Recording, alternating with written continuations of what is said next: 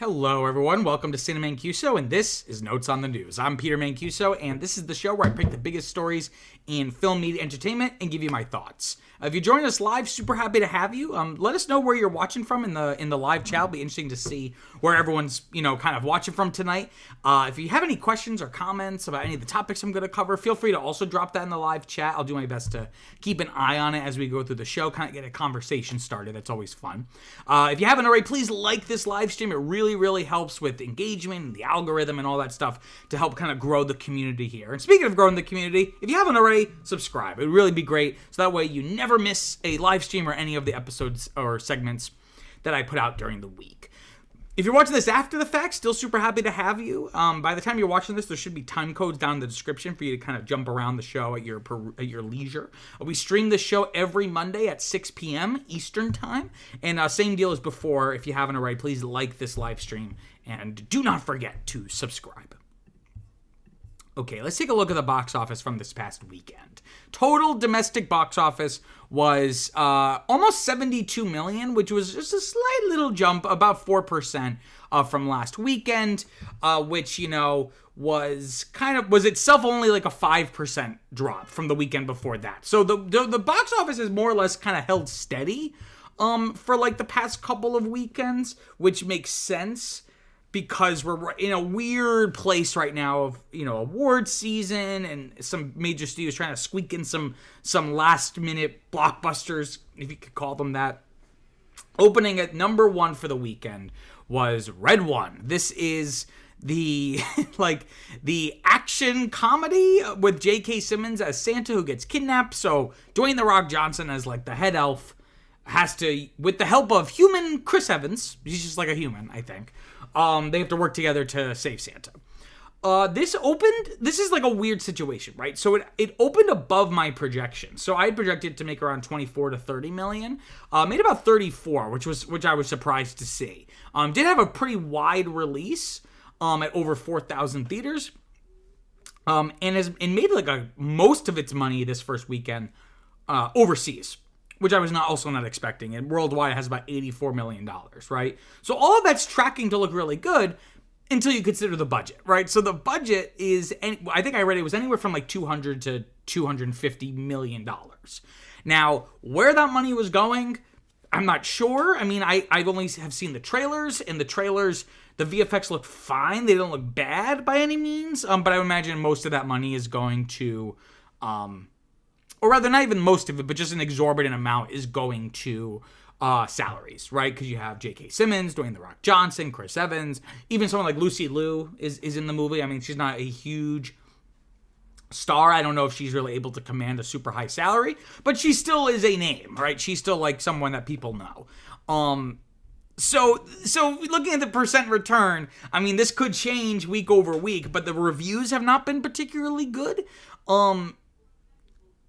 This is just, I don't know who this was for. I've said this before, that it's too, and I've heard this from people who have seen it, that it's, a little maybe too intense. Intense is the wrong word, but maybe a little too much for young children, who ideally would be your target audience for like a Christmas film. Just in terms of the action and like maybe some things going over their heads and maybe some curse words that you maybe wouldn't want a young child to hear, right? But on the flip side, it's also, the premise is not really something that you would target mainly to adults, right? It wants to be like this action comedy, but it seems like the action isn't very good, the comedy wasn't very good, and the Christmas element was a little out of place. So I don't really know who this movie was for. But again, it made $84 million worldwide, which is, again, way more than I was thinking it was going to make. So maybe this could hold out. But I think in the next couple of weeks, we're going to have much bigger films. I don't see this sticking around for super long, but I've been wrong before. Also, a couple kind of new things in the box office. We have a Filipino movie. Usually whenever we have like these foreign films, they're always like from India. This movie, number 8, Hello, Love Again. bringing in a little over $2 million for the weekend. Had the best per theater average of the top 10, at almost $9,400 per theater. Worldwide, it's made, because I think it's already been playing. I think it opened last week in the Philippines, and it's made a little under $9 million worldwide. So this is just like a small little bit of it, but apparently it was like had this really big release for a Filipino film within the country, and then like a distributor picked it up for like an unprecedented worldwide release. So that again, we're in a weird place where films like this are squeaking their way into the top 10.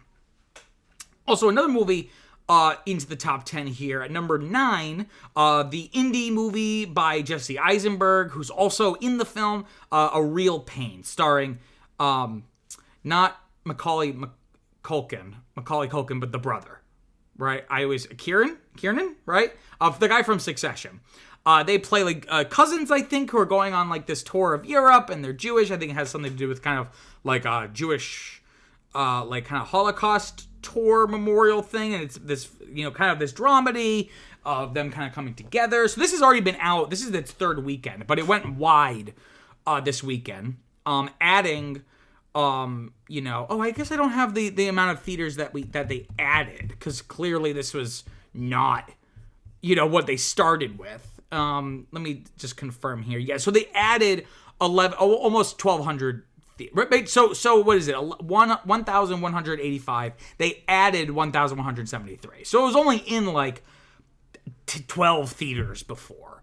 As you can see, that percent jump, like almost 700% jump, went from 18th to 9th place. I've heard really good things about this. I was going to go see it last week, but I just ended up being busy. I'm hoping to try to reschedule it, but I'm going to be traveling, and there's going to be so many other things coming out. But again, I've heard really great things about this. So maybe I'll get some Oscar buzz, and then I'll have to watch it if it gets nominated for something, right? Still in the top 10, being dethroned by Red One, strangely enough. The third Venom film, Venom: The Last Dance, dropping from first to second now in its fourth weekend, bringing just a little over $7 million. But again, not a great drop, though. Like, over 50%. Lost almost 500 theaters. But the legs have been decent, right? So, that domestic multiple, right? This has been slowly but surely making money. Something I was, not anticipating. Just because I feel like I kind of soured on this brand. And Sony, especially a lot of other Sony, like, we've had a lot of other Sony films come out since the last Venom film. A lot of Sony Spider-Man villain movies that did not only not do well, but are considered some of the worst movies like ever made. So the fact this is doing as well as it is was a surprise to me. It's made almost $450 million worldwide off of a $120 million budget. So again, I would not call this a huge success, but this is a decent success, and it helps that there's no real competition for a movie like this, like an R-rated comic book kind of comedy. I guess like Deadpool and Wolverine kind of filled that niche, but this is basically the only thing like this, I think, for like the rest of the year. I don't know if there are any major comic book movies coming out for the rest of the year, but even if there were some, they would not be like in the same kind of category. Again, like an R-rated, irreverent film like this. But more power to Sony. But I think the next one they're releasing is Kraven the Hunter, which has been its release date has moved like a gajillion times, but I believe it's supposed to be releasing in December. That one seems like it could be good. Just because I like Aaron Taylor Johnson. But, this is definitely one of the more successful ones that they've done since the last Venom. But again, this is still pales in comparison to the other two Venom films. Also still in the top 5, we have holding its third place spot in its second weekend, The Best Christmas Pageant Ever. The film based off of, I guess, like a Christmas children's book from decades ago, brought in about $5.4 million. This is not a good drop, almost 50%, but at least it was under 50%. Just barely, 49.9. It's like when you have like the hand sanitizer, it's like kills 99.999 repeating. So not great, but also, a film like this is not going to really put a lot of butts in the seat, right? So it's fine. Domestically, it's made almost 20 million, and that's the same amount worldwide. But it was only made for like 10 million. Again, it was a cheaper film. So it's just almost there at doubling the budget. It's so close, and ideally you want to double that budget to break even, because budgets don't account for marketing and advertising costs, right? I did not think this was going to be a good movie, but the trailer was actually better than I thought it would be. And reviews have been, they've not been bad or even mad. Like, they've just been like, yeah, it's fine. You'll have a good time, and your family it'll be like a good family movie to go see. And we don't really have a lot of movies like this. Like, this feels like a movie that would just go straight to Netflix. So it's interesting to see a movie like this, like, actually be in theaters again. I don't know. Maybe that's just nostalgic on my part. Also continuing into its second weekend, we have the A24 horror film Heretic, with Hugh Grant as the villainous, antagonist, about two, I think, young Mormon kind of missionary girls. That sounds weird. How can I rephrase that? Two young female missionaries of the Mormon church going door to door, and they get invited in, and it kind of becomes almost this like Saw moral dilemma kind of game thing, and it seems to be that was another movie I was gonna see last week, but I got busy. I do apologize, but I've heard it's decent. It only brought in about 5 million for the weekend, and it did have a little bit bigger of a drop than The Best Christmas Pageant Ever, over 50%, despite adding 9 theaters to what it was in, what it had last time. So, it's brought, this domestic total now is around 21 million for the, what did I say, domestically, a little over 25 worldwide, but it's just off of a $10 million budget. Again, this is the idea, it's better, at least in the long run, to make more cheaper movies, to kind of spread out the risk, because if you put all your money into one really big movie and it doesn't perform the way you want it, you might, need to be looking for another job. Whereas something like this is obviously not, a huge success story, but that's a good ROI. So if you can just make a bunch of $10 million movies that can bring in the same results, that's way more manageable, way more viable, and way more sustainable, right? Also, still in the top 5. This makes me so happy this is still here. Every weekend that it's in here makes me happy. We have The Wild Robot dropping from 4th to 5th place, but now in its 8th frame. This thing's been out for 2 months now. Bringing in about 4.3 million. Lost a couple, about 150 theaters. This is a movie that, did not open super big, but the mission from the start was to have a slow and steady approach. And it helped the release date of, so if it was 2 months ago, so it would be like mid-September that this released, right? Mid to late September. It hasn't really had much competition when it comes to like a fun animated film for families that aren't super dumbed down, right? So something like Migration or Despicable Me 4, while those did very well box office wise, they're geared maybe at a younger audience, whereas this is still for children, but it has something that adults can enjoy. This is like one of my favorite movies of the year. And if you look at that domestic multiple, again, it opened around 36 million domestically, and it's made almost 140 million domestically. So it has legs, as I like to say. And worldwide, it's also pretty good, right? It's made over 300 million worldwide off of like a $78 million budget. So it's like almost a 300% return. So, obviously more expensive than Heretic. But again, like these small, like we're at the point where $78 million is like a smaller movie. Or at least like mid-level. So it's, but the issue is that Hollywood executives get really greedy. Or maybe the better word is they get, it's like blood in the water and they're sharks. Like they want the Avengers Endgame. They want the Star Wars Force Awakens. They want these movies that cost like $400 million to make, but make $1 billion, $2 billion, almost $3 billion. But again, I just feel like that's not sustainable. And we are in a shift post strikes, post pandemic, where the box office is, it's like that meme of like the football players, like they had us in the first half, not gonna lie, right? The first half of this year in terms of the box office was abysmal, save for a few examples here and there. But even then, those were underperforming in terms of historical context of what that film would have done 5 or 10 years ago. And then Inside Out 2, of course, blew the doors open. So I think the domestic box office is kind of finding its footing and what's going to work best for it. A couple other notes here. We have Smile 2 still in theaters and still in the top 10, dropping from 5th to 6th place in its 5th weekend. Made just a little under $3 million.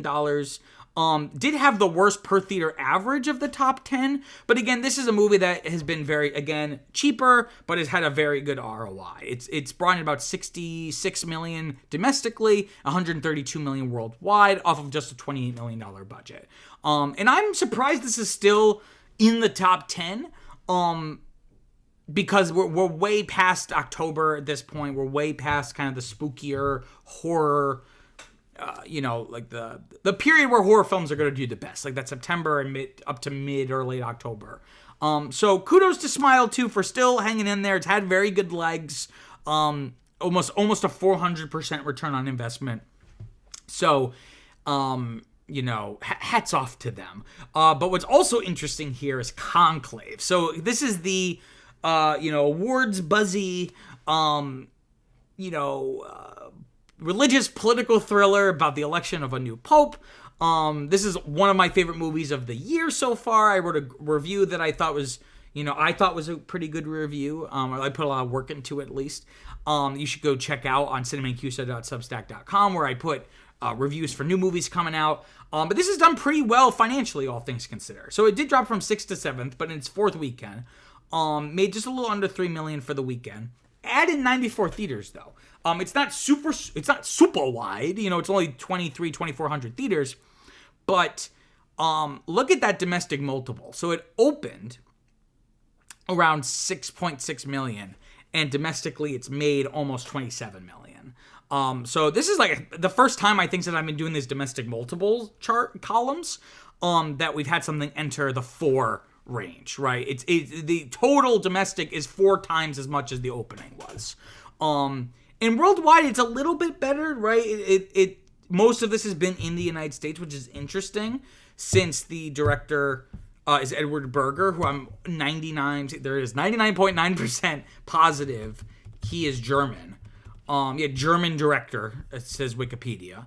So it's surprising this has not had a wider release internationally yet. But maybe they're waiting later in the year or early next year. But it was only made for about $20 million. So while it has not doubled the budget, it's at least crossed that initial threshold. Again, films like this are not about making a shit ton of money, but that always helps, especially if you're trying to build awards momentum. More people seeing it means more potential people vying or lobbying for it to be nominated for different awards. And then speaking of awards films, Anora is still here in the top 10. It did drop from 7th to 10th in its 5th weekend, so probably isn't going to stay here, especially with the weekend that's coming up, which we'll talk about in a second. Made just a little under $2 million, had only a 27% drop. Again, added almost 400 theaters. Still less theaters in Conclave, but still, it is an aggressive approach by Neon, the distributor, to make this a little more financially viable. This idea that indie films that cater to more sophisticated audiences, if you will, can still make money. They're not going to make a gajillion, billion, quadrillion dollars, but they're going to have a good ROI, and they're going to make the world a better place, right? Because good art, that's what good art does. It's made almost $20 million worldwide off of just a $6 million budget. This is easily one of the best films of the year, and it's really great to see that it is being rewarded for it at the box office. But I don't know if this is gonna win like Best Picture or be nominated for anything, because it is a little more like it's almost too good to be nominated for an Oscar. But I think those nominations don't come out till January. So we still have a long ways away before we should even be thinking about that. Okay, and looking to the weekend ahead, huge, of course, we have Wicked. This is a public service announcement. Despite the movie being over 2.5 hours long, it's a part 1. I don't know how they are taking a musical that, without the intermission, is probably also maybe 2.5, maybe 3 hours long, and are doing basically just act 1, but that is just as long as the full thing. I don't know what they're adding to it, but from my understanding, this is a part 1, but they don't want to put that in the title because they feel like maybe that would be bad marketing for the film.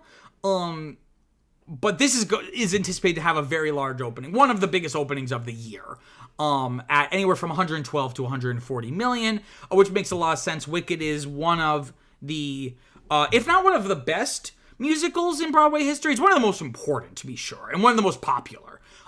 So people have been dying for a movie adaptation for years. I remember when they finally were making this, because this has been like in development hell for ages. And I remember kind of thinking, is this a little too little too late? But some of the clips I've been seeing, I've been actually really good. Like I'm if you know me at all, like I'm really into movie musicals. I made one for my thesis film at NYU. So I have very strong opinions, right? So a good one is going to hit really hard for me, but a bad one's going to really piss me off. Some of the clips I've been seeing in terms of the camera work and the kind of the way they've conceived some of these scenes that were on stage and now putting them into a film, seem kind of novel and interesting. So I'm excited to see it. I'm going to see it next week. So it's coming out this Friday. But I'm excited to see it. I just hope it's good because that's a long movie for basically only the first half of the story. Also opening, not as big, but still commendable. Gladiator 2, right? So Ridley Scott's follow-up. Talk about a movie 2, like kind of happening way later than we thought it would. This is a sequel, of course, to the 2000 film Gladiator, or is it 2001? It's in that period.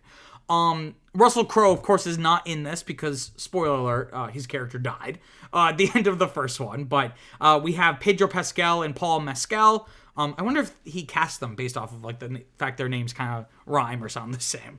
2 actors I love. Denzel Washington's also in it. Joseph Quinn's also in it. It's projected to make about 59 to 73 million. I've heard the reviews have been good. They have not been like, this is like the most amazing movie ever, but I think this might hit all the boxes for me. I thought the original film was kind of okay, but I just love these 2 actors, and the trailers have seemed really, really exciting. So, you know, again, not as big as Wicked, but we're having these larger movies coming out, and this is not a new trend, but this is just solidifying the trend of late November, starting with like Thanksgiving into like basically up until Christmas, being kind of almost like a secondary blockbuster season as a companion to the summer box office season. And then we also have a very small movie coming out, Bonhoeffer, projected to make about 3 to 6 million. This is like a biopic historical drama about the titular Bonhoeffer, who is the guy in this picture with the blonde hair, who is looking really intense at the other person. I guess it's about like this German theologian. This is essentially like a Christian film, but at least the Christian films today are better than when I was growing up, where they were like so A, bad, but B, like so pandery. This is based off of like a real German theologian who basically helped the Allies fight the Nazis in World War II. Seems like an interesting premise, but I can't imagine the film itself is going to be particularly revelatory. But again, it is projected to have a smaller opening. But again, with so many other big movies coming out, I think that's about the fact it's going to even open. If it can make it into the top 10, I think that will be a success for it. Okay, let me grab a quick drink here.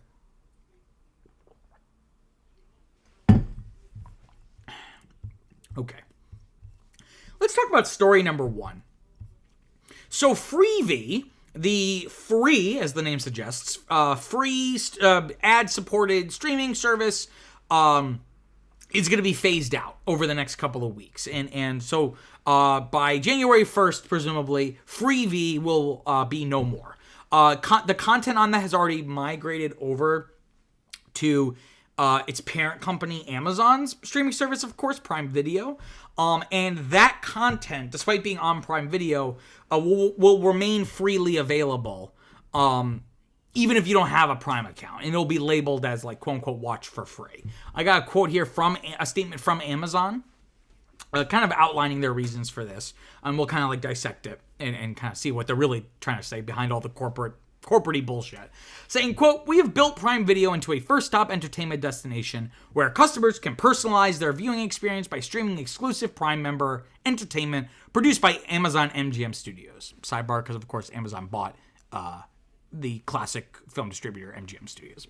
Where were we? By streaming exclusive Prime member entertainment produced by Amazon MGM Studios, licensed movies and series, content from other services as an add-on subscription, live sports, blockbuster movies and series to rent or buy, fast channels, and the complete Amazon Freevee content offering.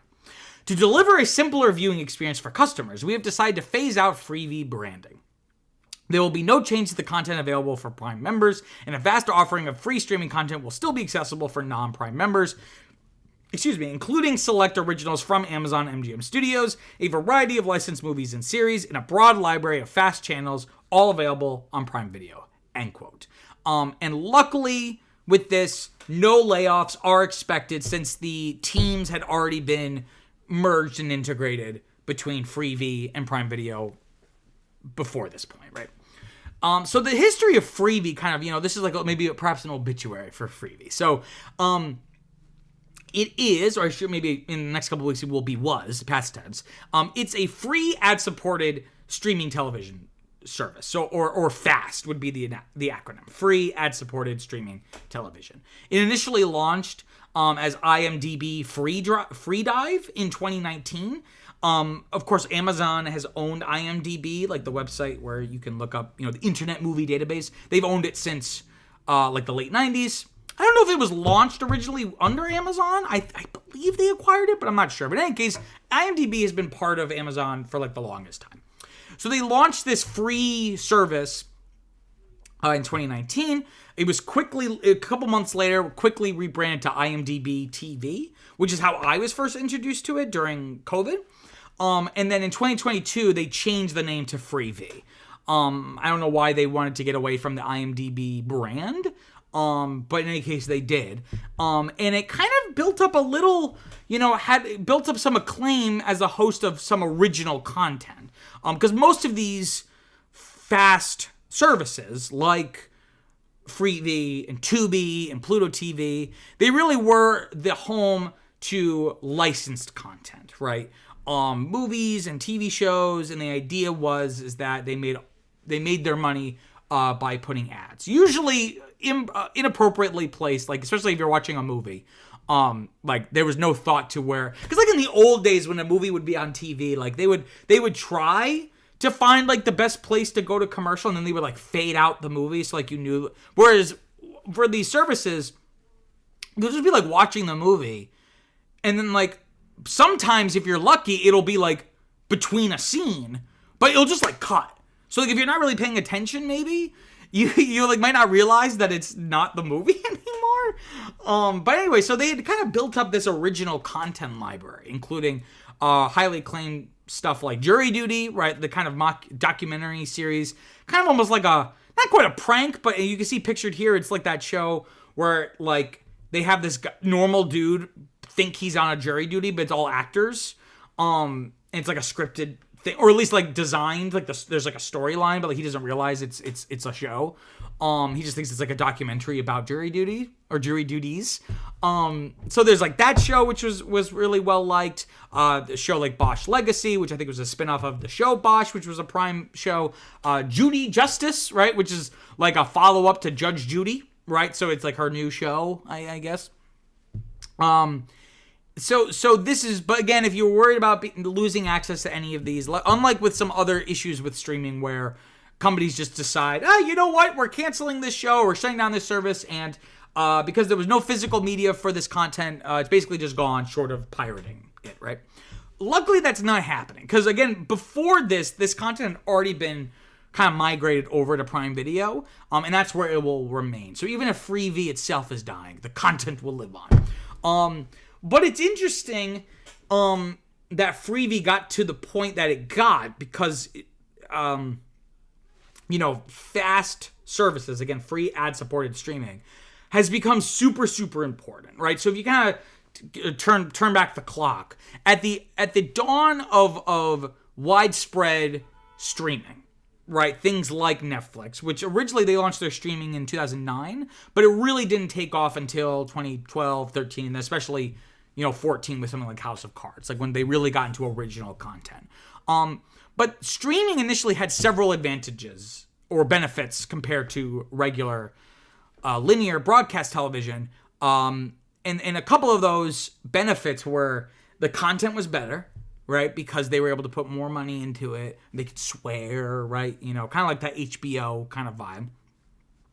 Everything was available on demand, right? So you didn't have to wait. The show's not coming on until 7 o'clock on Thursday night. You could just watch it whenever you want. And then no ads, right? Those were the three big value propositions that streaming, provided consumers. Of course, these things like Netflix and then eventually Prime Video and Hulu, they made their money by licensing stuff. That's how they got their content until they started making their own content. But eventually the movie studios looked around and went, hey, why can't we just beat Netflix at their own game? So they all decided to make their own streaming services, starting with Disney Plus really in earnest in late 2019, followed by, HBO Max and Paramount Plus and Peacock, and everyone wants to have their own streaming service. And then I think it was 2021, Netflix had like the first time in its history subscriber numbers went down. And it basically caused like the entire entertainment industry to basically have like a little mini crash. And it seemed like these companies had really fucked up by putting all their eggs in this streaming basket. So this bubble being burst forced companies to rethink their strategy. So one of the ways that they decided, because at this point, because Netflix and companies like it were being treated like tech companies or like startups, where the goal isn't to make a lot of money, the goal is to grow. So even if you're in the red year after year, if you're growing, Wall Street likes that. But when you have a little bubble burst like this, the shift switches, the focus switches from growth to revenue. Like classic business goals, like making more money. So one of the ways to increase your revenue are with ads, right? Amazon CFO Brian Olsavsky, pardon my mispronunciation, had a quote about this, saying, quote, advertising remains an important contributor to profitability in the North America and international segments. This quarter, we saw strong growth on an increasingly large basis of advertising revenue. There are many opportunities to further expand our ads offering in areas that are driving growth today, like sponsored products, as well as more recent growth areas like Prime Video ads, end quote. Most of these companies have not necessarily gone the fast model, right? So it wouldn't be free, but Netflix and Disney Plus, they're all offering cheaper tiers that would include ads. So it's kind of having your cake and eating it too, because you're getting a subscription revenue on top of your users sitting through ads. So if anything, I would wager that they might be able to make more money per customer if they are using the cheaper subscription by having ads, right? Because you're paying more, you as the consumer are paying more for the no ad version, but that's just flat, right? It doesn't change depending on how much you use it. Whereas, if a lot of people are watching a certain show and they're watching a certain amount of ads, that's going to be more money, right? But of course, there have been these completely free options, right? These fast services like Tubi, Pluto TV, and Freevee, oftentimes owned by the larger companies that have their own paid streaming services. So I believe Tubi is owned by, I think it's Fox, but not 20th Century Fox, obviously, because now Disney owns that. But I think like Fox Corp. Yeah, Fox Corporation. And then Pluto TV, I want to say, I now it's just becoming like trivia. I'm like trying to quiz myself. I want to say it's Paramount. Yeah, okay, Paramount owns Pluto TV. And then, of course, Freevee was an Amazon thing. So why do this, right? Because Prime Video already introduced their own ad tier that you still have to pay for. So why are they moving Freevee into Prime Video? Like, why not just have this as its own separate thing? Well, the move here, and this is kind of me now dissecting some of the corporate bullshit, is this is another step towards Amazon's quest for Prime Video to have complete, the Prime Video hegemony, right? Deadline's Nelly Andreeva had a quote in an article about this saying, quote, Amazon is leaning into Prime Video already being a hybrid destination for both Prime members and non-members, end quote. Again, Deadline notes this makes sense since Amazon introduced ad tiers for Prime Video earlier this year. But I think the most important note here, or takeaway, is, Prime Video, as they kind of outlined in that corporate paragraph, the Prime Video could be your destination for everything, right? There are movies and shows to buy, movies and shows to rent, movies to stream for a cost, right? If you have a Prime membership, there's now going to be these titles to stream for free, even if you don't have a Prime account. You can also get other streaming channels and subscriptions through Amazon. So if you would rather watch your HBO content through Amazon, you can do that. If you want to have everything in one interface. And I think that was the big mistake of this huge pivot to streaming, is that it fractured the market, and everyone thought, well, let's have our own Netflix. But what made Netflix so special, especially in the early years, is that it was your one-stop shop. You didn't have 12 different accounts for 12 different services that have different libraries of content that are shifting always changing, things being added, things being removed. It was just, you could just go to Netflix and you could pretty much get almost anything that you really wanted. Whereas Prime Video could become that place. And I've said the same thing about Apple, that I think the future of streaming is not having a bunch of these services, but rather those services can exist, but the winners are going to be those who are able to thread the needle and provide that cohesive, holistic UI experience, as well as just customer experience of having everything that you want in one place. So, again, and that's the big thing about Prime Video, unlike these other services, except for Apple TV. If something's not on streaming yet, but you could rent it or buy it, you could do that through Prime Video or Apple TV. You can't buy anything on Netflix. You can't buy anything on Disney Plus or Max. So while it's maybe sad to see Freevee kind of maybe disappear, we didn't know them for very long. All the content's still going to be available. And most importantly, it looks like no one's going to be losing their jobs, which I think is the most important, is the most important part of something like this. Okay, let me grab a quick drink here. Also, I'm sorry, it's like a fingernail that's like, it's like hanging off and it's bothering me. Okay. Let's talk about story number 2. Make sure you can all see that. Okay, let's talk about story number 2. So, Microsoft Gaming CEO Phil Spencer has finally confirmed that Xbox is in fact working on a handheld gaming console. That's basically all we know. So you can turn off the video now. No, I'm just kidding. Because it's still really they're still only working on prototypes. It's not anywhere close to releasing. But this is, been rumored. I've done a couple videos actually on this channel about a potential Xbox handheld and some rumors and hints. While there's really been nothing else about it, they have more or less confirmed that they're at least working on it. Quote here from Phil Spencer saying, quote, expectation is that we would do something. Longer term, I love us building devices, and I think our team could do some real innovative work, but we want to be informed by learning and what's happening now, end quote. So he's kind of soft announcing it, but also leaving open like the back door in case they decide they don't want to do it. They're able to pivot away from doing this if the market conditions change. He doesn't want to commit to saying we're going to do it and then they don't do it, because that's not going to be a good look, right? And I think this is really, really exciting. And if I could be hired by any of these businesses to give my advice, or just be in the room with one of these CEOs to pitch my kind of idea of like what could really help the business, this is one of my biggest ones. That Xbox, should be making a handheld. Because it's a weird and interesting time in handheld gaming, right? It was always something that was inferior to home consoles for the longest time.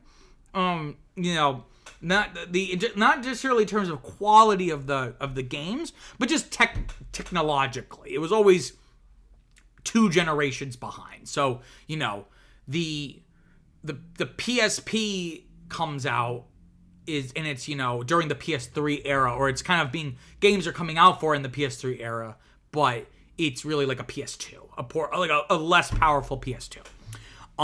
The Switch, of course, changed all that. The Nintendo Switch, because of course Nintendo was like the dominating force in handheld gaming with the Game Boy and the Game Boy Advance, the DS and all that. And the way that they kind of were able to bridge the 2 worlds is something that I'm sure has been, if it's not, they should be studying this like in business classes at university. Because what they were able to do was, instead of creating a less powerful home console on the go, like maybe say like the PlayStation Vita, like the follow-up to the PSP, instead of doing that, they created a super powerful handheld console that could be played on your TV, right? And the flip seems it makes complete sense in hindsight, but like no one had ever done that before. It always felt like, how can we, make the home console experience on the go? But Nintendo decided, how can we make the handheld experience worth the TV, right? And since then, many companies, but that being said, the Switch, while still one of the most powerful handhelds ever made, it still, leaves something to be desired in terms of the technical specs, right? It's still less powerful. Like, it's basically like maybe a slightly less powerful PS4. And, there are many companies who are trying to fill the need for a high-end portable gaming PC. That's not a gaming laptop, but like it is a handheld, in terms of its design, is a handheld gaming device. So, of course, you have Valve they've kind of dipped their toes in hardware over the years, but this is like their real big swing with the Steam Deck, which is basically, the pitch is the Switch, but more powerful. And you have your whole Steam library, right? But Valve is certainly not the first or the only company to make something like that. You have Asus, the computer manufacturer, with Rogue Ally there, which they've partnered very closely with Microsoft on, of course, using Windows or a version of Windows, I think. But Microsoft needs this. I really feel strongly that for Microsoft to excel or even survive in the video game industry, they need to create some kind of handheld device. Because here's the thing. Microsoft and Xbox have always struggled in both hardware and software. The sales, except for the 360, the sales of Xboxes have always been behind Sony's consoles. And even the 360 did really well, but only kind of for the first few years, and then it really tapered off. Similarly with software, you think about Nintendo, I could rattle off a bunch of like Nintendo games. I could rattle off a bunch of PlayStation games.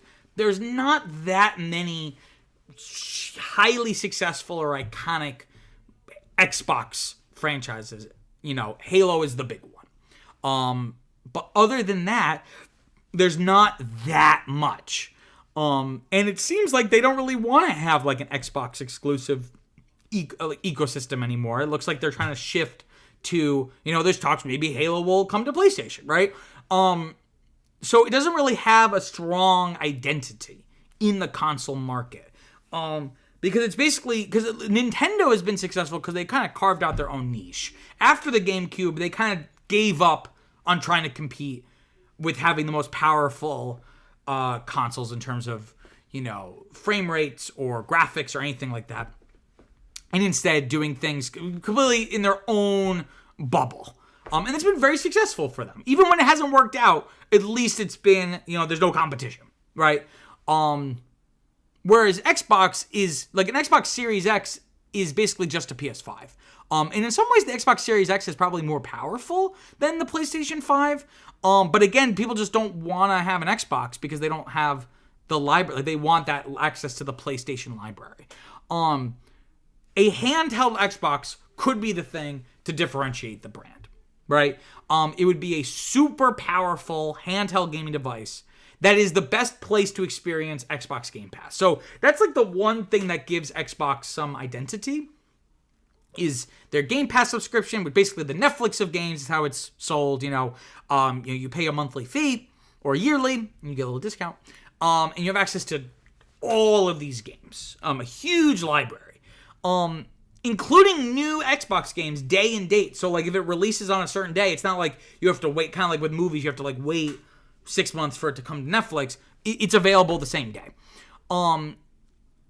But the thing about Xbox Game Pass is that you do not need an Xbox to use Xbox Game Pass. You can use a PC. You can, I think now they're starting, I did a video about this. It's integrating it into like Fire TV, right? It's probably not going to be very good because you're basically, Fire TVs suck, or smart TVs, I should say. They're not very good as computers. So it's not even like you need Xbox for Xbox Game Pass. So perhaps having this super powerful, like even more powerful than the Steam Deck or any other of these other handheld gaming devices, the Xbox Go, you could call it, the Xbox Go, it would be super, super powerful, and it would be the premier go-to place to access your Xbox library of games you have purchased and accessing Xbox Game Pass. You would also be able to hook it up to your TV if you wanted to use it as like a home console. But I think that would be something different because the Switch is not super powerful and the PlayStation doesn't seem to have any interest in making any kind of handheld gaming device after the poor success of the PlayStation Vita. They are introducing something called PlayStation Portal, which basically is just a second screen, not a second screen, but it's not a true handheld device because you can't take it like on the bus. You have to be like within a certain amount of feet of your PS5. It's just a way if you wanted to play it like in your bedroom, but the PS5's in the living room, right? But it's not playing the games natively. It's streaming it, not even over the internet. It's streaming it through your console that is in physical proximity. So this, I think, would really give Xbox an edge over the competition. And other people agree, right? So IGN's Jacqueline Thomas posted IGN published an article from her titled Xbox Handheld, What I Want to See from Microsoft's Portable Console. And she listed kind of a bunch of things that she would want, but the main ones that really stuck out to me was that such a handheld should run on Windows, but make it more controller friendly, right? I think right now the Xbox OS is basically a version of Windows, but it's not technically Windows. It's not the Windows that you would get just by buying Windows 11 or whatever the newest version is. And famously, Windows is not very controller friendly. So if you want to use like a gaming PC, but you want to use like a traditional, I have one right here, like a traditional controller, it's not designed, it's designed to be used as a computer. It's not designed for a controller. So that's something that would be really important it needs to run Windows in its totality, not just a modified version of Windows. So you could use it like a regular PC and surf the web on it, but make it controller friendly. And in this article, Jacqueline Thomas even points out that Xbox is becoming more and more like Windows every day, or at least the operating system of Xbox. So why not just put full Windows on the thing? Another thing that she points out that I also think is really important is don't lock it down to the Windows Store or the Xbox Store. Again, you want to be able to compete with something like a Steam Deck from Valve, which does not run Windows. It runs like a proprietary Steam OS. You can, of course, like basically wipe the thing and make it into like a little PC and run Windows or Linux on it. But if you want this to be like the premier way for people to play high-end games on the go, allow people to access the Epic Game Store. Allow people to access Steam. So that this becomes, like basically you can play your entire digital library save for Nintendo and PlayStation stuff on this one device. Again, basically turn this into, you need to make something that is a powerful catch-all gaming PC that you can take on the go and has the form factor of a Switch. I think every day that they don't do this, this is a huge wasted opportunity. But of course, these things take time. Okay, let me grab a quick drink here. Okay. Let's talk about story number 3. So Disney, in its search for a potential new CEO to succeed Bob Iger for the second time, it looks like Disney is considering some external candidates who are not part of the Disney ecosystem. For example, like EA's chief executive Andrew Wilson, pictured here. The Wall Street Journal reports that Disney has identified Wilson along with 2 other potential external candidates, but we don't have those names. So this is really important that Disney gets this right. I've talked about this on the channel before. Of course, Disney's Bob Iger was the CEO from like 2005 to 2020. He left the company like right before COVID. He appointed Bob Chapek, who was like the head of the parks, as the new CEO. It was basically a disaster. The New York Times did a really great kind of deep dive into the whole thing, doing some really great reporting, kind of about the entire 2-year drama and saga.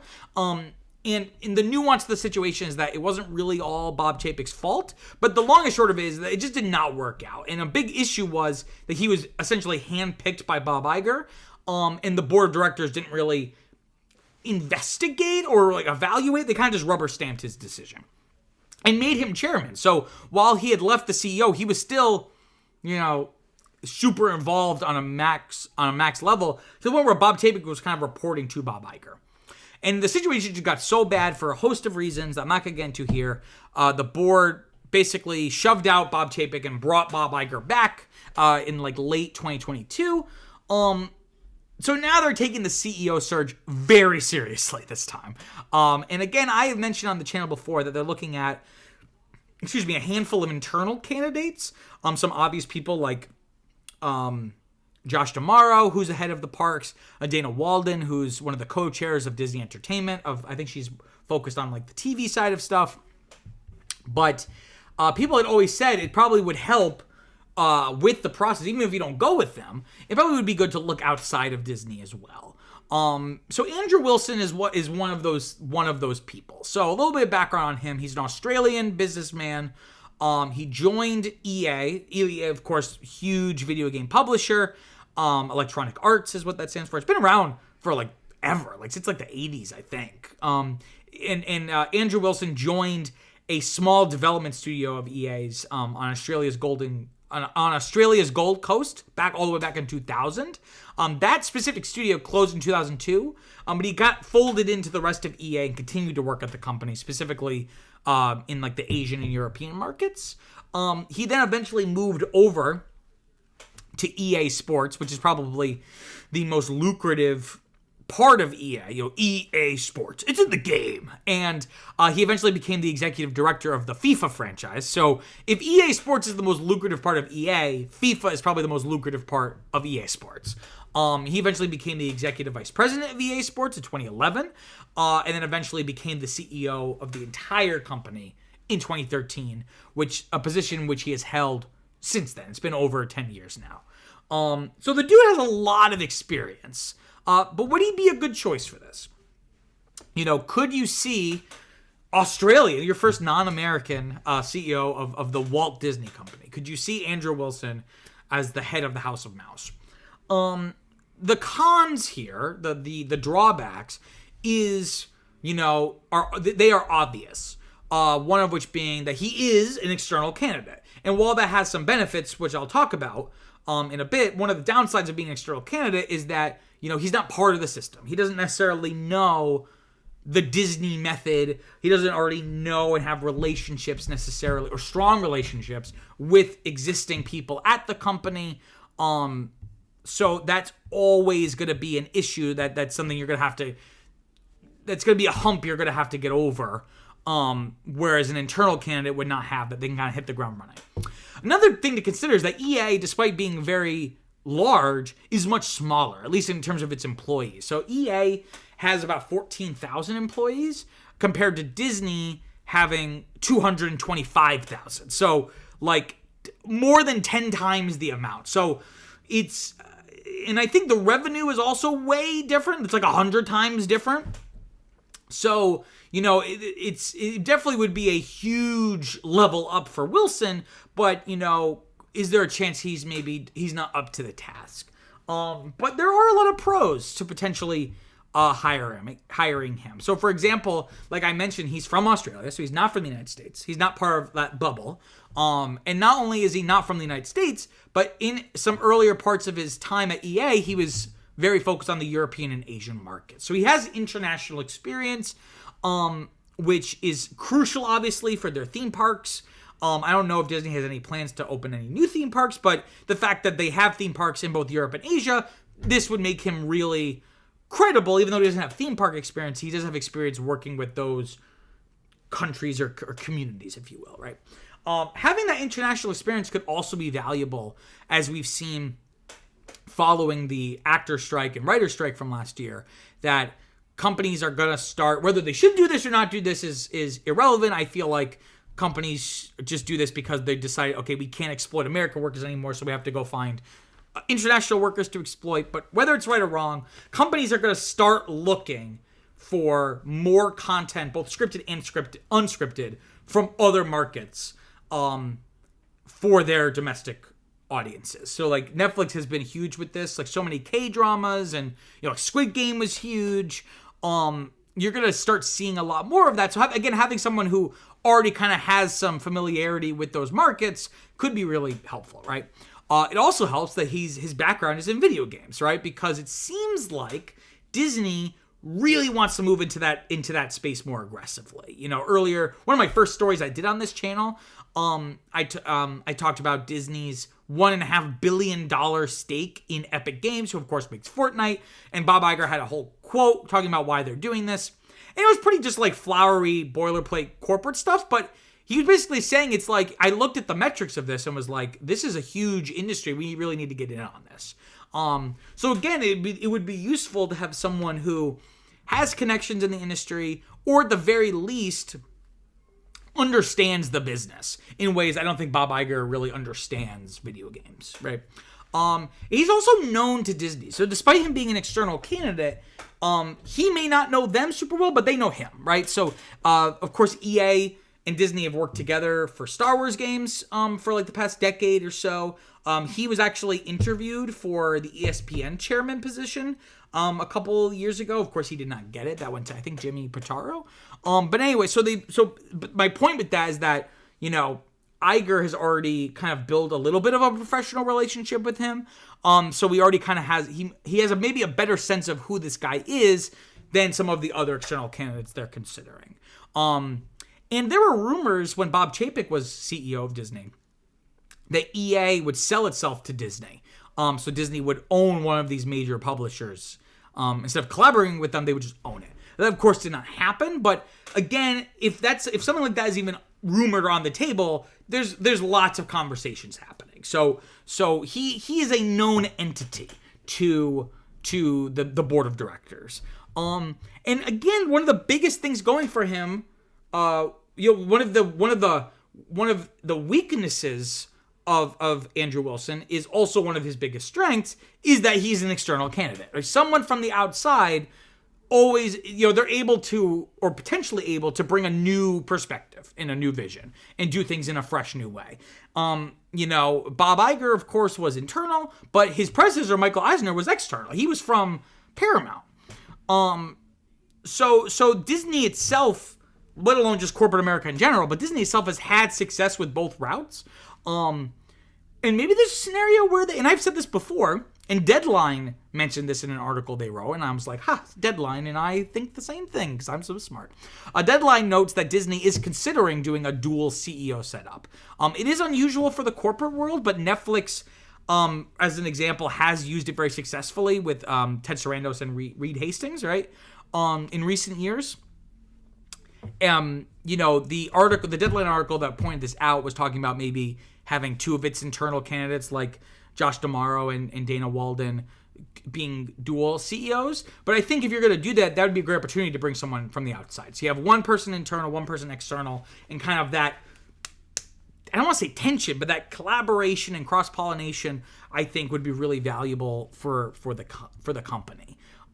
Still super early. This is not like a rumor like they have chosen him or they're seriously like want him. He's the front runner. But he is on the table. He is one of the cast of characters in what I'm assuming is going to be a very interesting story for the next year or so, because the board CEO search committee doesn't expect to announce the successor until like early 2026. So this is not going to be the last. This is not going to be the last of this story. Okay, let me grab a quick drink. I just fucking love this photo. But this is a photo, and how close up it is. I was trying to make it a little more room, but the picture is super zoomed in. Okay. All right, let's talk about story number 4. So, The Onion, the iconic satirical American news publication, news in quotes, obviously. The Onion has purchased Infowars at a court-ordered auction. Founder and the person who ran Infowars, of course, Alex Jones, had this to say about it, quote, "I just got word 15 minutes ago that my lawyers and folks met with the U.S. trustee over our bankruptcy this morning, and they said that they are shutting us down even without a court order this morning. The Connecticut Democrats with the Onion newspaper bought us," end quote. The CEO of The Onion, Ben Collins, said, quote, "The Onion, with the help of the Sandy Hook families, has purchased Infowars. We are planning on making it a very funny, very stupid website. We have retained the services of some Onion and Clickhole Hall of Famers to pull this off. I can't wait to show you what we have cooked up," end quote. And I also got a quote here from Chris Mattei, who's the attorney for the Sandy Hook families, saying, quote, "After surviving unimaginable loss with courage and integrity, they rejected Jones's hollow offers for allegedly more money if they would let him stay on the air, because doing so would have put other families in harm's way. They are heroes, and it has been an honor and a privilege to be their advocate throughout this fight. By divesting Jones of Infowars assets, the families and the team at The Onion have done a public service and will meaningfully hinder Jones's ability to do more harm," end quote. So that's a lot of stuff going on. So let's rewind the clock a little bit and talk about Infowars. So this, if you're not aware of what this is, I envy you. So Infowars is a far-right, quote-unquote news website. But unlike The Onion, it's not satirical. It's like meant to be real news. Far-right news website. It was founded in 1999 by Alex Jones, pictured here. And it primarily peddled conspiracy theories and fake news. It makes Fox News look like a bastion of truth and liberalism, right? So peddling conspiracy theories like the New World Order, which basically is about this idea that a secret cabal of elites are secretly controlling the world. Typically, it veers into anti-Semitism.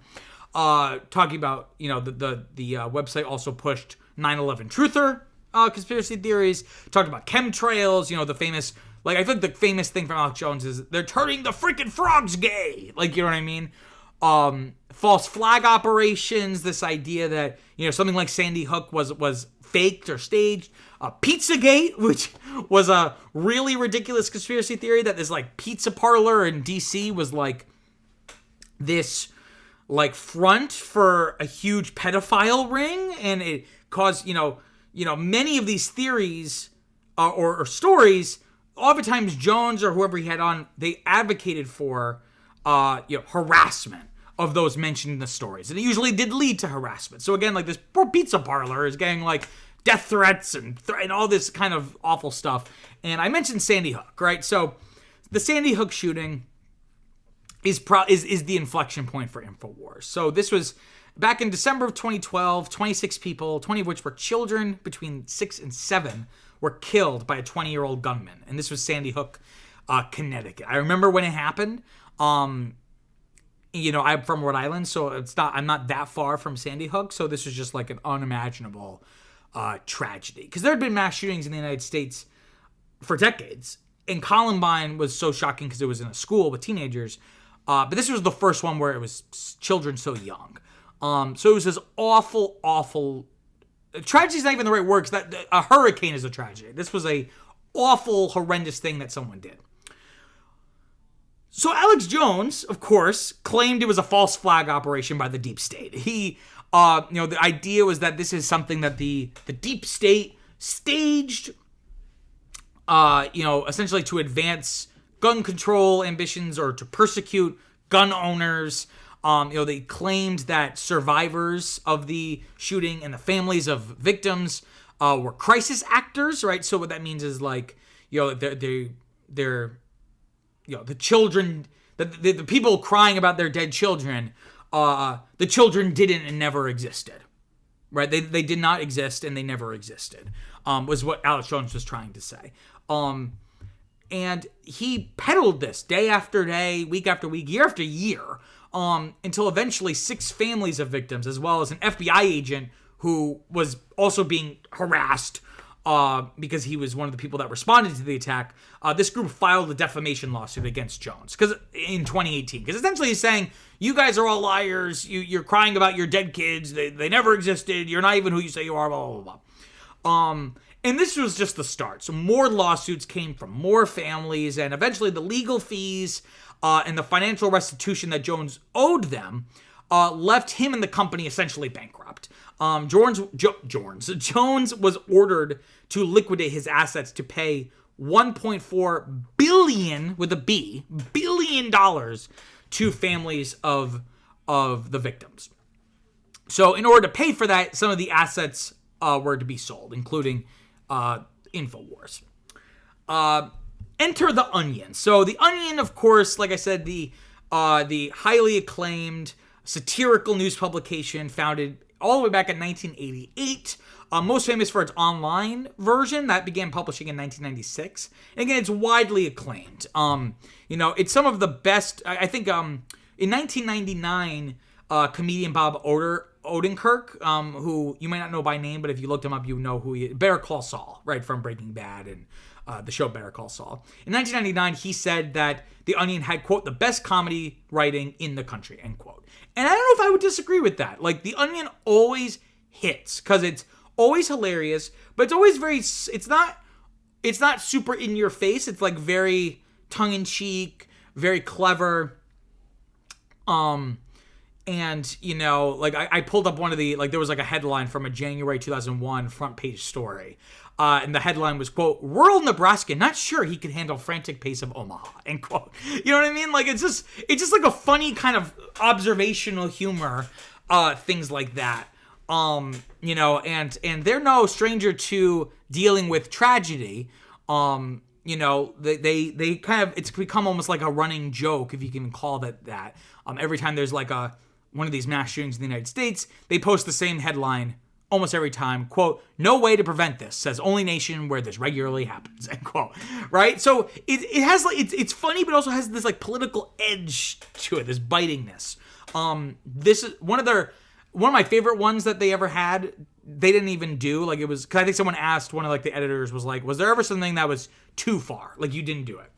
And he said they were going to do one after 9/11 saying, America is stronger than ever, say top quadrigon officials. And that's hilarious, right? Like, but it's not just punching down, like, it also is reflecting a larger kind of perspective or point, right? And of course, The Onion has led to many imitators, like the conservative Babylon Bee, the more millennial-focused Hard Times, and also, I think the most famous non-Onion one was Clickhole, which was basically a parody of clickbait, things like BuzzFeed. And Clickhole was originally run by The Onion, so that makes sense. But The Onion has kind of struggled over the past... It went through like this turbulent decade of acquisition and unsure what they were gonna do. They stopped... I believe they stopped their print edition back in 2013. They were bought in 2016 by Univision, of all things, and merged it with Gizmodo Media Group, which also has some other online publications. That combined group was then sold to Great Hill Partners in 2019 to form G/O Media, so Gizmodo and Onion. And then most recently, it was sold just The Onion.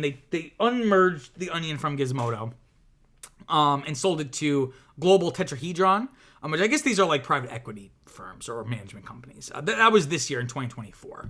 And a lot of people loved this because it was finally, they brought back the print edition. It seems like Global Tetrahedron really wants to just like get out of the way and let the Onion do what it does best. So the Onion has now purchased Infowars. So what does the Onion get with this purchase? It gets any IP associated with Infowars, any websites, customer lists, inventory, certain social media accounts, production equipment, even like it's basically getting everything that this company owns.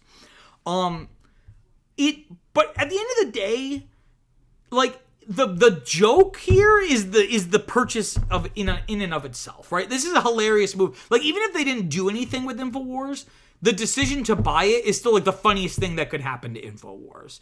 Because of course this isn't like a normal acquisition where you acquire something hoping to improve or continue the business model. So Ben Collins, again the CEO of the Onion, posted on Blue Sky. He even said as much, right? He said, quote, also part of the reason we bought Infowars is because people on Blue Sky told us it would be funny to buy Infowars. And those people were right. This is the funniest thing that has ever happened, end quote.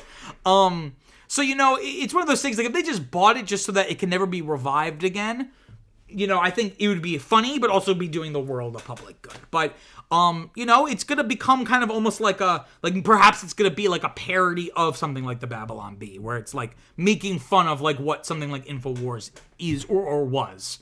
But on top of that, there is going to, they are able to do some good stuff here, because they're going to partner with the nonprofit Every Town for Gun Safety, which was formed following the Sandy Hook shootings. They're going to partner with them on a multi-year advertising deal. And I have a quote here from John Feinblatt, who's the president of Every Town for Gun Safety, saying, quote, it's fitting that a platform once used to profit off of tragedy will be a tool of education, hence our multi-year advertising commitment to this new venture. We're proud to be part of what comes next, not only in terms of staunching the flow of hurtful misinformation, but also for the potential this new venture has to help Everytown, the name of the nonprofit, reach new audiences ready to hold the gun industry accountable for contributing to our nation's gun violence epidemic, end quote. So, if it can be this kind of parody of conservative fringe QAnon media with advertising for Everytown for Gun Safety, I think that will be a really great public good, if you will.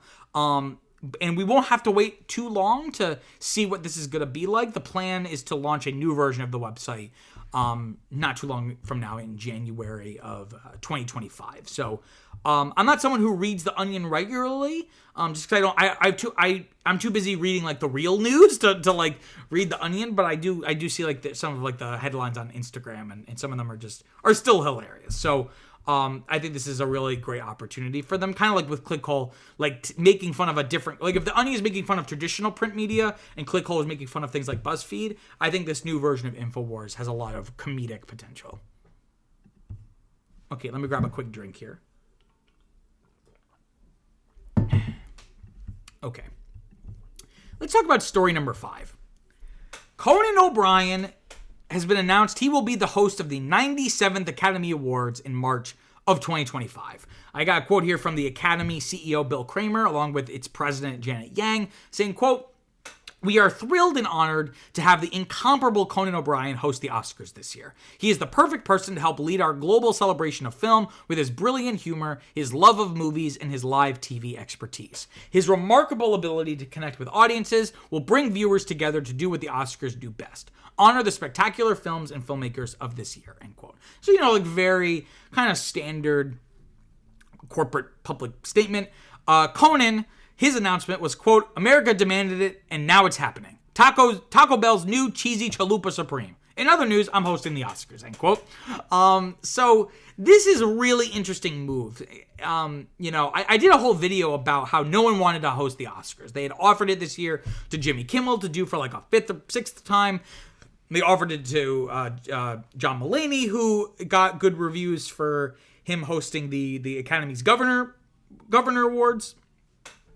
But the awards ceremony has struggled, right? Its broadcast has had decreased ratings year after year. And again, hosting is essentially a thankless job. You get no credit if it's good, and if it's bad, you get relentlessly bashed for it, right? And the past couple of years, the ceremony has experimented with hostless broadcasts. And those I feel have been like the best version of the award ceremony. But it just makes you nostalgic for the days of yore where you had like someone like Bob Hope or Billy Crystal or Steve, like these people who did it multiple times, and they were not just there to be conduits of the ceremony, but they like were almost like the main draw. So I think this is a great choice. So a little bit about Conan O'Brien. So, he has been at the game for a long time as a comedian and television host. He's had a very storied career and a very interesting resume. He was an SNL writer from 1988 to 1991. Then he went to work on writing for The Simpsons from 91 to 93. A lot of people consider that period of The Simpsons one of, if not the best period of The Simpsons. And you feel his kind of sardonic, kind of clever touch on a lot of those episodes. He then went on to host the late night host of his own talk show, Late Night with Conan O'Brien on NBC from 1993 to 2009. But then 2009, when Jay Leno left The Tonight Show on NBC, he got the gig, but he only lasted from 2009 to 2010. He was unceremoniously fired less than a year after starting, and Jay Leno came back and did it for a couple years until Jimmy Fallon took it over. So it kind of seemed like he got screwed over. It was unclear where his career was going to go next. But he stuck with late night television, late night talk show television. He became the host of the show, just Conan, just one word, Conan, on TBS from 2010 to 2021. And what he's doing right now is he has hosted a podcast called Conan O'Brien Needs a Friend since 2018. And that's primarily what he's been doing, aside from a couple random, I think he has like a reality show, but not like Keep It Up with the Kardashians, but like a travel log kind of show, right? The dude is not only incredibly funny, but he's so intelligent. And one fuels the other, I didn't know this until recently. He actually we grew up in Massachusetts, outside of Boston, and he went to Harvard. He got his BA in History and Literature in 1985.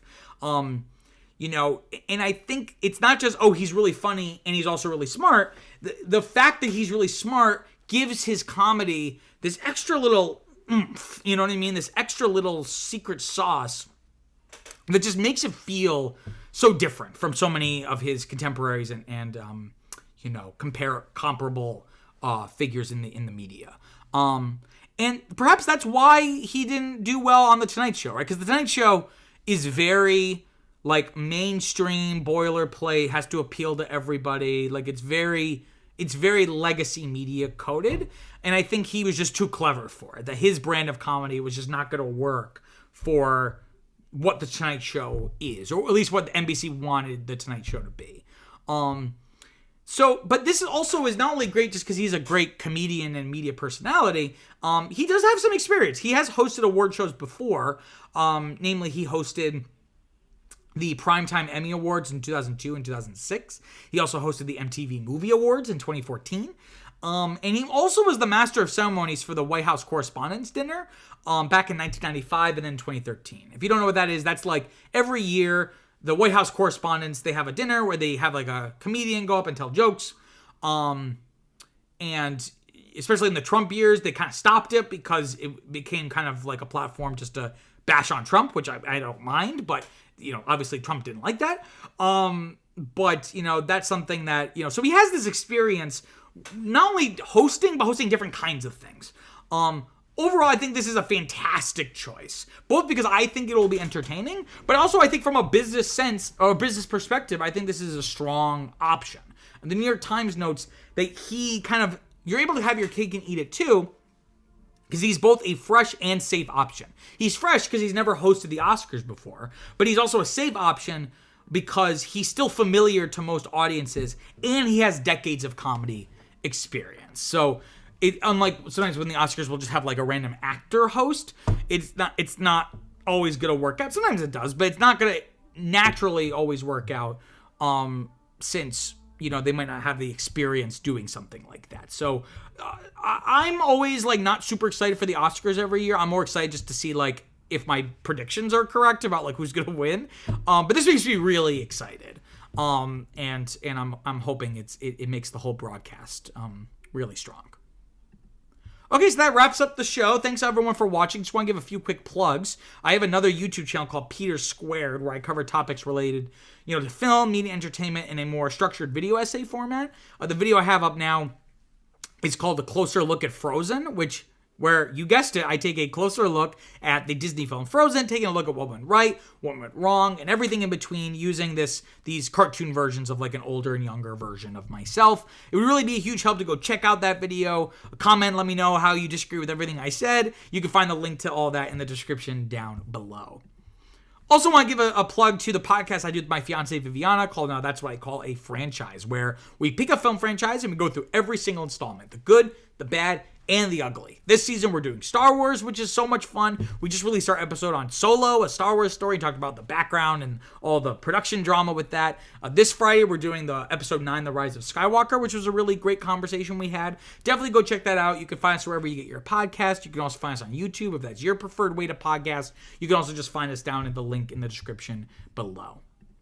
And then finally, want to plug CinemainQ. It's not just a YouTube channel. It started as and still is a Substack newsletter where I write written reviews for new movies coming out. I've been doing it for almost 3 years now. I have over 100 reviews. It's been a lot of fun kind of build this backlog. If you want to go check those out, it really would mean a lot to me. You can find the link in the description down below. You can also go to your browser, type in cinemainqso.substack.com. Once again, thank you all so much for watching. If you haven't already, please like this video. It really, really, really helps with people finding the channel, trying to grow it. And you know what else also helps grow the channel? Subscribers. So please subscribe so that you never miss an episode, never miss a live stream. But until next time, peace out.